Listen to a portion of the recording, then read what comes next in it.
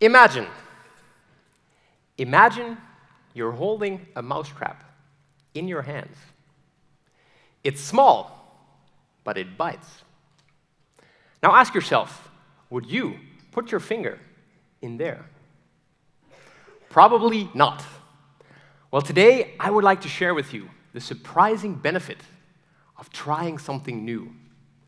And because today is all about daring reality, I didn't just bring an imaginary mousetrap. I brought an animal trap. Now, to give you an idea how powerful this trap is, I will sacrifice this pen. Watch.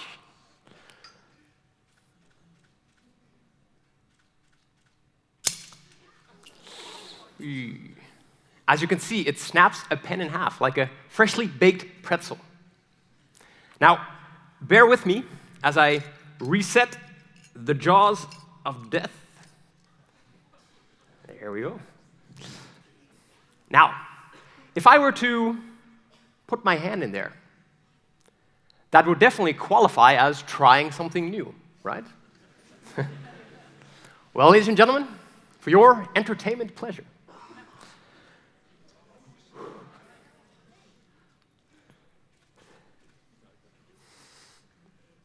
yeah, better not.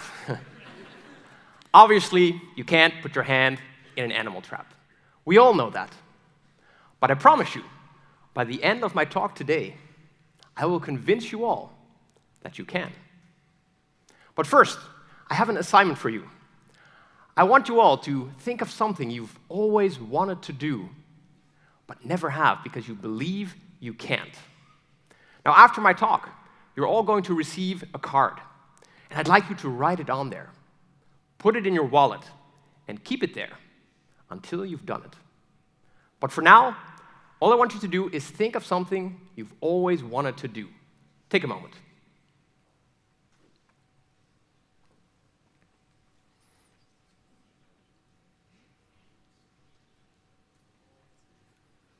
All right.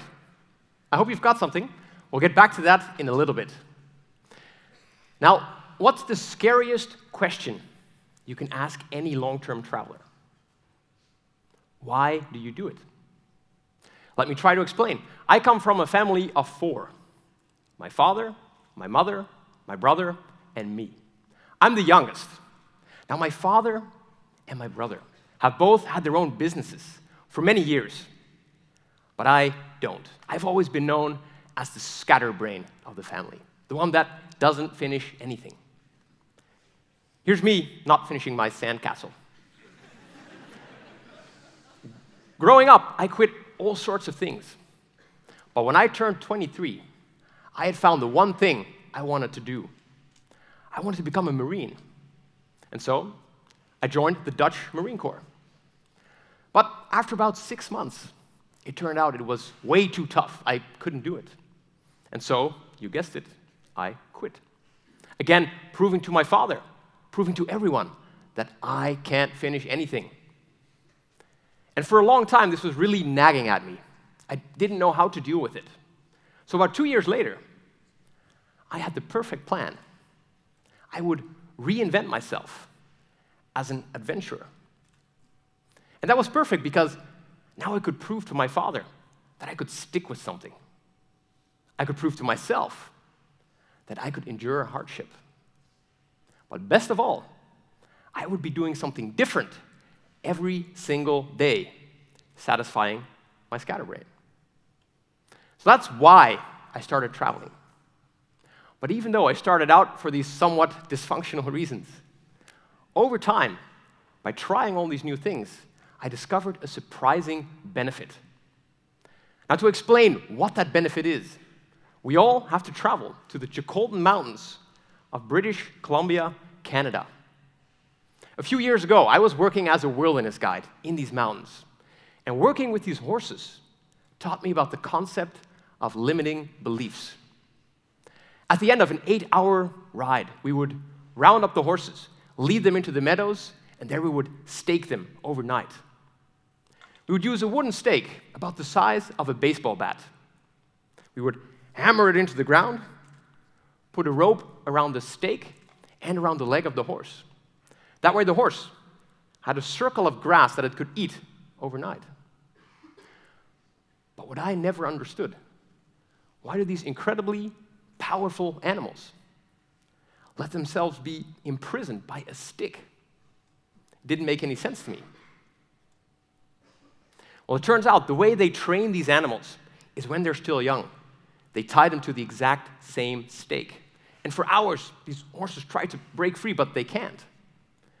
And eventually, they get so exhausted, they don't even try anymore. They just stand there. And as they grow up and become these incredibly powerful horses, you know what they do? They still just stand there. Ironically, you and I, we do the exact same thing. When we are younger, we have experiences. We can't do something. We're told we can't do something, or we simply fail. And as we grow up, we don't even try anymore. And often, like the horses, the only thing holding us back is in our minds. And that is a limiting belief. Now the question is, how do you change a limiting belief? How do you change something that you believe is reality? Well, you do it by trying something new. When I started traveling, I didn't see myself as the kind of person that could do all these adventures. I still saw myself as a quitter. But as I rolled from one adventure to the next, they started getting bigger and bigger. And at some point, I'm not exactly sure when it was, I realized I no longer see myself as a quitter. I see myself as the kind of person that can actually go out and do these things. Why? Well, I had all these new experiences backing up that belief. And at this point, I finally felt ready to take on even a bigger challenge. I wanted to paddle the entire Mississippi River in a kayak. So I sent my dad an email telling him about this grand adventure I wanted to do. And he replied by sending me a list of newspaper articles of people that nearly drowned on the river. Not very helpful. But I decided to do it anyway. And to my surprise, my father ended up joining me for the first few days. Now, it's incredibly hard to describe what a long journey like this is like. So here's a video to give you guys an idea.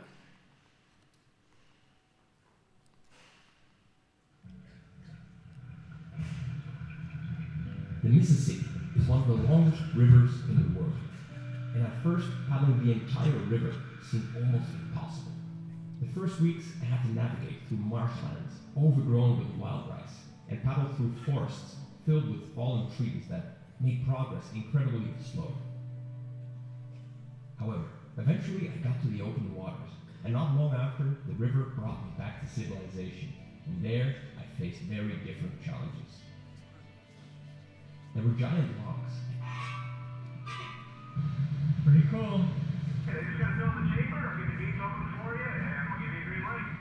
Passing through them was like paddling through the gates of Mordor. And then there were dams, which forced me to carry my gear across long stretches of land. I learned quickly not to sleep on riverbanks because water levels went up overnight, and I would wake up completely drenched. I shared the river with giant ships and found out that I was at the bottom of the food chain. Is anybody out there? Don't hit me. I was just hit by the biggest wave I've encountered so far. My hands are still shaking from the adrenaline. And in case you were wondering, yes, there were alligators.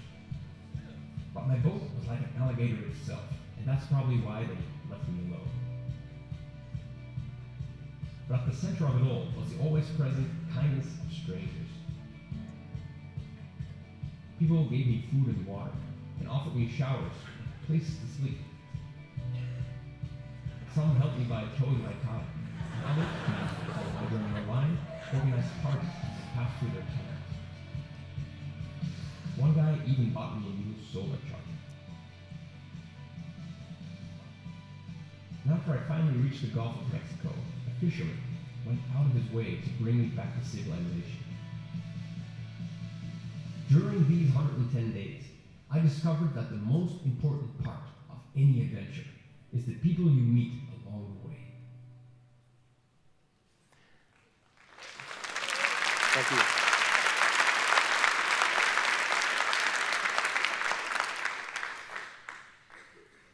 When you try something new, you are never alone. As you could see, during my Mississippi adventure, I was surrounded by the kindness of strangers. And I've seen that same kindness throughout all my travels. And I think that's because when you try something new, when you decide to go out of your comfort zone, when you decide to change something about yourself, you inspire people, and they want to be a part of your journey. All you have to do is share what you're doing and not be afraid to reach out. Now, there's one thing I haven't talked about yet, and that's fear. When you try something new, it can be incredibly scary, as I'm sure you all know. I still feel that same fear every time I go on one of these adventures, and that's never going to go away. But here's a little trick you can use to deal with that fear. Next time you try something new, burn your ships. What do I mean by that? The Spanish explorer, Hernán Cortés, in 1519, wanted to conquer the Aztec Empire, but he was completely outnumbered, and his men believed it was impossible for them to succeed. So he did something radical. He ordered his men to burn all the ships. And by doing so, he took away their option of retreat. He took away their way out. Now they had only two options, either die or succeed. And so they managed to conquer the Aztec Empire. So next time you try something new, consider burning your ships as well. Tell someone you really respect about your plans. Or share your goals publicly on social media. Or if you really want to burn your ships, give a friend 250 euros. And every time you make a little bit of progress towards your goal, you get back a little bit of money. But if you don't make progress, or if you abandon your goals, you lose your money. Now, if you want, I can be that friend for you.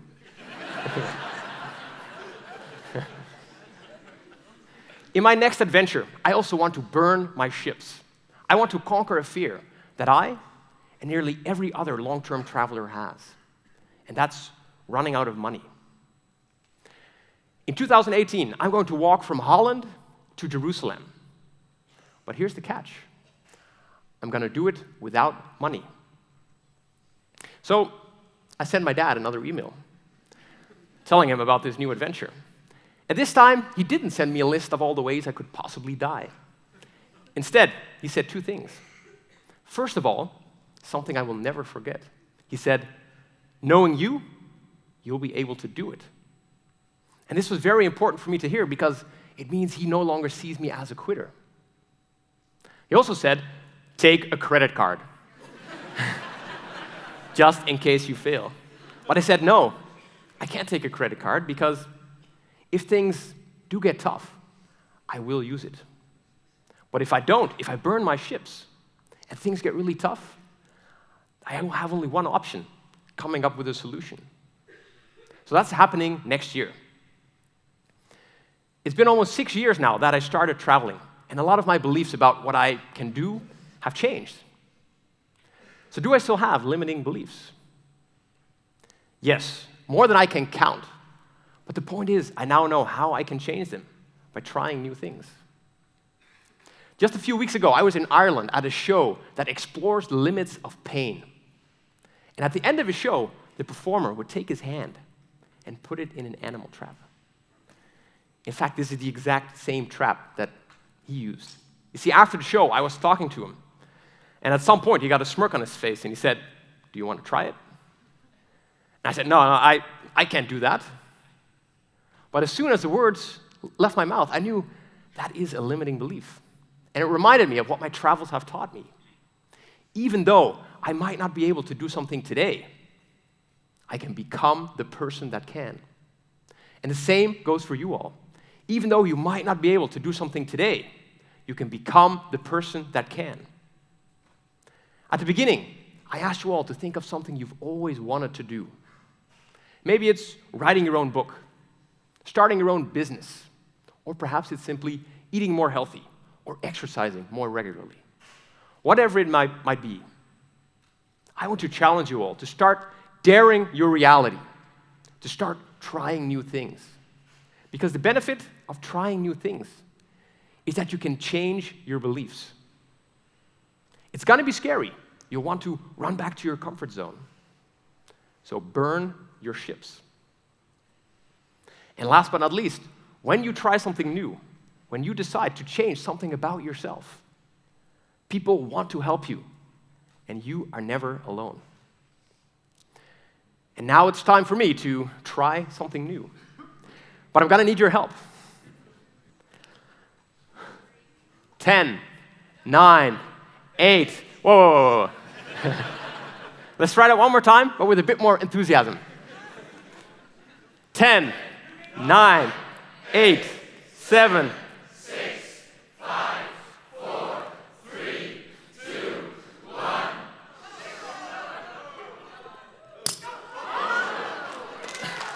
Thank you.